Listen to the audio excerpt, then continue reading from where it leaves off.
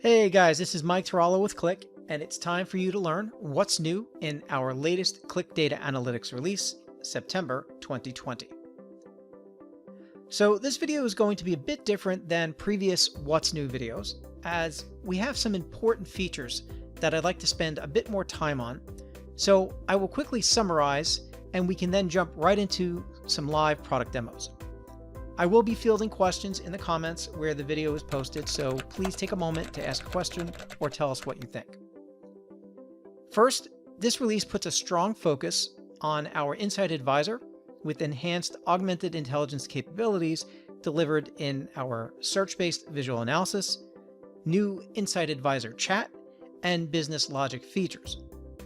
All of these capabilities work together to help accelerate creation, find answers easier, and bring the power of analytics to less sophisticated users by allowing Insight Advisor to act sort of as your intelligent assistant. Now, we also added a new advanced analytics calculation directly in the Qlik Associative Engine called K-means clustering. And there are 3 new chart types that are auto-generated from our search-based visualization. Those are cluster, correlation, and control.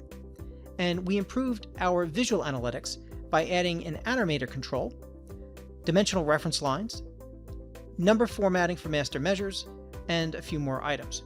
So let's jump right into the demo. Okay, so the first thing I want to introduce you to is a new conversational analytics experience that is native to Qlik Sense, and it's available directly in the Qlik Sense hub on our SaaS environments. And this is the Insight Advisor chat. And you can see that it is available through pressing this button right across the top. It's basically multi-language, natural language processing that understands my intent and delivers insight using natural language generation and insights that include auto-generated charts, narratives, and observations.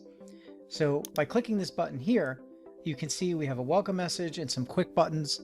If I click the apps button, you can see that there are 2 apps that are enabled for Insight Advisor chat. Let me show you how simple it is just to make an app available to start asking questions directly within this interface. So I'm going to switch over to this tab here, and you can see I'm in the settings of a particular app, and there's a switch, Enable Insights for Chat in Hub.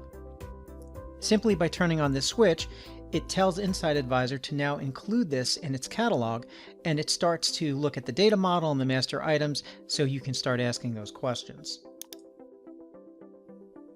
Okay, so let's ask Insight Advisor some questions. Start out simple.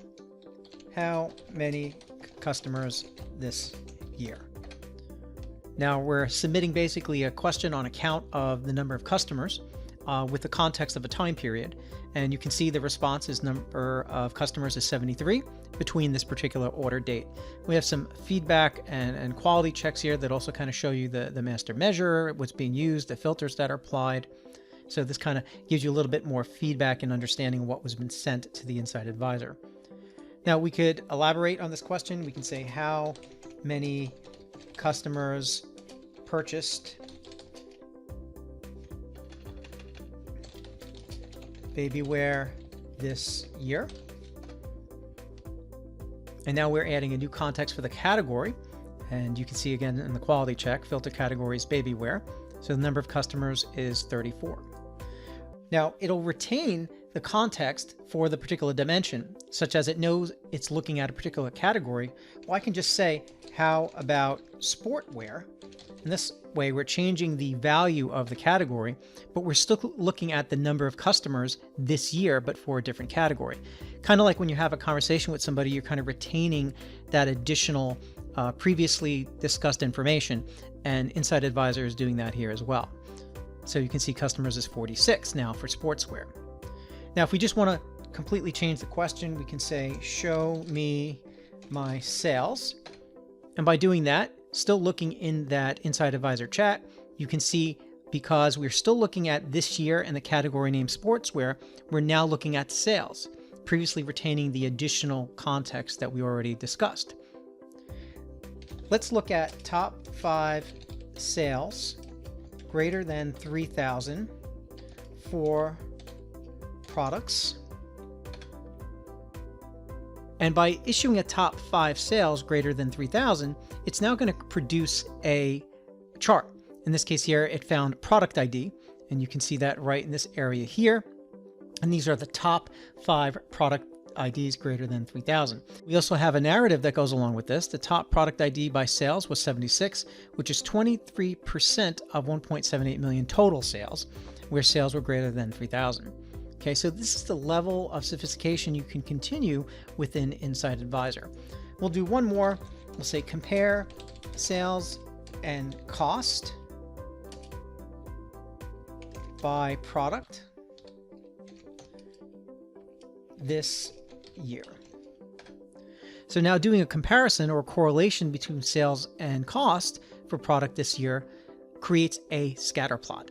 And you can see this particular scatter plot now provides me with additional information about the average cost of sales, in this case here, as well as the sales that were made, and you have the correlations for these particular product values. If I wanted to explore this further, I can click on this link that you see here, and you can see that my question has now been brought into our search-based visualization capability. And this question now allows me to see other additional results that could be applicable to my analysis. And at this point here, I can perform additional selections just like I was analyzing data normally, or we could make changes, such as, for example, I don't need to look at product name. Maybe I want to look at this information by country. So I can switch it over to country. And maybe I don't want to look at the particular date range or the filter that was applied. And maybe instead of looking at average cost of sale or another particular measure, maybe I want to look at the discount or the gross profit and make those changes. And then I could add this to an existing sheet or create a new sheet directly from this particular visualization. And then I can go right into my sheet and analyze this data with other visualizations as normal. Okay, so the next feature that I'd like to spend some time on is our new business logic feature. And the reason I want to spend a little bit more time on this in this What's New video is it's important to understand how it works. Very simply, I could say in a summary, we have new business logic features, but I don't think that would really do you guys justice, so I want to show you how it works. So what I've done is I set up a split screen. One is showing the Insight Advisor when you go into the hub and you access an application. The other is showing you the business logic interface. The way we access the business logic interface, which is on the right, is through the menu across the top. And you'll see there's the data manager, data load editor, data model viewer, and logical model. So when you click logical model, basically it brings you to this overview of the business logic interface. And what it'll do is it'll attempt to classify and organize and set the properties of the various fields for your dimensions and measures. And then you have the opportunity to change those properties to basically make Insight Advisor smarter, or to create smarter conversational analytics when using the Insight Advisor chat or the Insight Advisor visual search. Okay, all of that will come into play and make a lot of sense as I start to demonstrate this. Okay, so in this example here, we are not in edit mode. On the left side, we are in our Insight Advisor and we want to visually search the data. Usually there's a bunch of fields over here from the automatic classification and grouping, but I deleted all those so you can see how you can control that. So when you go into business logic, you have an overview of your fields and master items, groups and their types, packages, hierarchies, and behaviors. Now, I'm not going to go into all of these in greater detail, but you will get a good idea of how this works. So when we go to fields and groups, okay, this is the main elements of business logic. Fields, master items are grouped together using distinct types, calendars, dimensions, and measures to represent relationships. And as you start to adjust these properties, Insight Advisor will take that information into consideration when performing searches and asking questions. So to give you an example, keep an eye on the left. You'll notice there's nothing here, and on the right, there's nothing here as well. So we're going to create a group. And you can see all of the different fields that are available here. Okay, these are the fields that are part of my data model when loading my data. And we're going to create a group name, and this one is just going to be called location. And the group type is going to be dimension. And then we're going to select city and country add those over. We also have state and store. We'll add those guys over as well. Okay, please understand, again, this is not to be confused with like a semantic layer or master items and creating different groupings for fields within reports. This is helping make Insight Advisor smarter when utilizing Insight Advisor in the tool. Okay, so I'm going to click Create, and you can see now those fields are available here. So asking a simple question, such as selecting country or state, for example, here is just going to start automatically generating charts based off what it knows. Okay, we don't really have much in here. Okay, you notice there's no titles. It's just using what we gave it. City, country, state, store. There's no measures. So let's start enhancing these groups. Let's create another group. And this one we're going to call metrics. And we're going to add our quantity and purchase price. And we're going to group type this as measure. Click Create. Okay, so asking a question such as how many states, for example, you can see now we have count distinct states, 30. And then we're looking at distribution of count distinct states for country. Okay, quantity is now in here. So it's starting to evolve based off of what we're feeding it. Okay, so let's continue this adding of a group. Let's call this one properties. This data is just video game inventory, and this is going to be dimension. And our properties is going to contain the game's condition, type of controls it uses, the rating that it was given by a critic, who developed the game, what format is the game, what genre is the game, what platform is the game for, and what type is in the game, and the game name, in this case here. So create that. And then we're going to create another group, and we're going to call this one time. And this is going to be a calendar dimension, and this is going to be the delivery date, when the game was either purchased or delivered.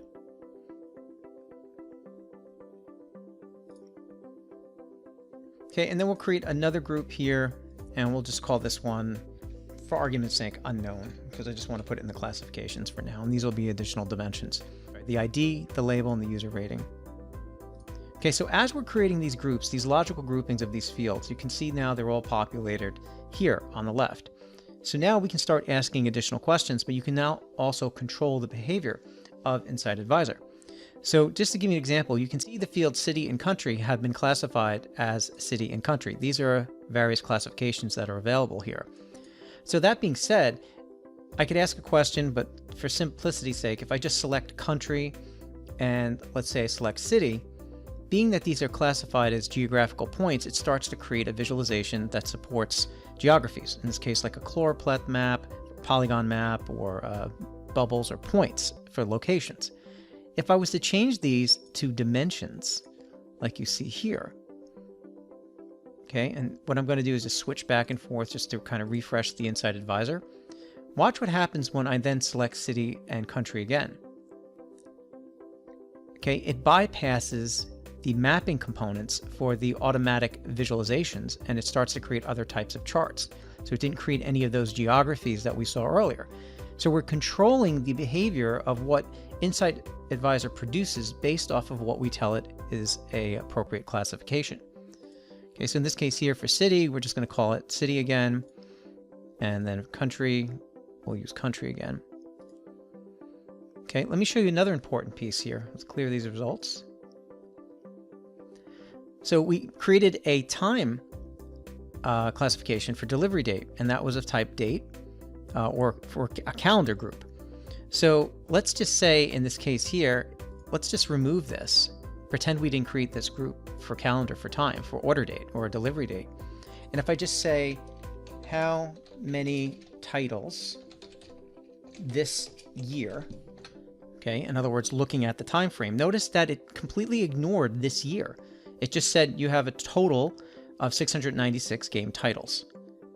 Well, that's not really smart in this case. I want to see how many titles are this year. So if I create a group with delivery date, and we call this one time or whatever you want to call it, and then we select this as a calendar, it will create the internal structure to understand what this year means. So now watch what happens when I ask this question again. So now we see how many distinct titles were delivered this year, 556. So then I could actually elaborate on this and say, well, how many titles last year? 105. How many titles did I buy this month? 2. Okay, so I got to get stepping up buying some more games, and you can see the actual time frames. Okay, so this is the importance of now classifying a particular field as a calendar group. Okay, and selecting delivery date, and you can see the format is date here. Okay, so let's take this one step further. Let's focus on user rating. So when I select user rating, you can see the default behavior is just to show me a list of the different user ratings, which can be anywhere from 1 to 10 for the game. So right now it's just counting distinct user ratings. Well, this is not really useful to me when I'm asking a question. So what I want to do is for user rating, I want to classify this as a measure. And I also want to specify a default aggregation as average. Okay, again, tailoring the behavior of what is produced by Inside Advisor. So now in this case here, if we go back in and we ask a question for user rating, you're going to see it now shows me the average user rating for the titles are 5.5. So now if I wanted to elaborate, what is the average user rating of the different platforms that are in the data, and we can see the different video game platforms and their average user rating. Okay, tailoring that particular measure to use a default aggregation. Okay, a couple other things just to focus on. Here you can see there's an ID field. Well, maybe we don't want that, so you don't have to include it in a group, or you can simply just change it from visible to hidden. Now, if you watch on the left, if I change this to hidden, you'll see ID disappeared from the list. And then finally, when it comes to using data lookups, you'll notice there's a data lookup piece here. And this data lookup allows you to specify if we're looking up data values when we go through the search. So for example, here we'll just look city. It's got data value lookup as yes. So I know a particular city is orange. As I start to type orange, you can see we have data values, orange city and orange box. So city, it's got a value called orange city, and title, orange box. Well, maybe I want to exclude any lookups for city. So I change that to no. And I'm just going to go back and refresh. Now as I type in orange, notice that only the title orange box displays. So I turned off the lookup for the city field to look up those values. Okay, so this is just under fields and groups. Now there's other settings here for packages and hierarchies and behaviors, and I'm not going to go into those just now in this particular video. You can see those in more detail in another video. But what we're doing here is, just to reiterate, is making Inside Advisor produce more relevant results based off of the questions it's asked. And that's pretty much what business logic is about in this case here. So I just want to spend a few more minutes and just show you some of the visualization improvements. So we now can do dimensional value reference lines. So you can see here, for example, launch of product A, launch of product B. We have a value here for baby wear in these charts. If I go to edit the sheet and I just select a particular chart, underneath the add-on section, you'll see there's reference lines and then there's dimension reference lines. And then we can just add those reference lines and then specify a reference line expression like you see here. In this case here, it's marking a particular date. In this case here, it's marking a dimensional value. Okay, and then the other thing is we've added the animator to the custom objects underneath the dashboard bundle. And this basically allows you to make auto selections and animate your chart objects over a particular dimension. In this case here, our animator is set to look at the order date dimension. We have some animator options. We're going to set for aggregation, and we're going to set a time limit in between selections as 500. And let's just go into presentation mode and click play. And now you can see the auto selections happening within the order date in the selection bar and the values updating appropriately.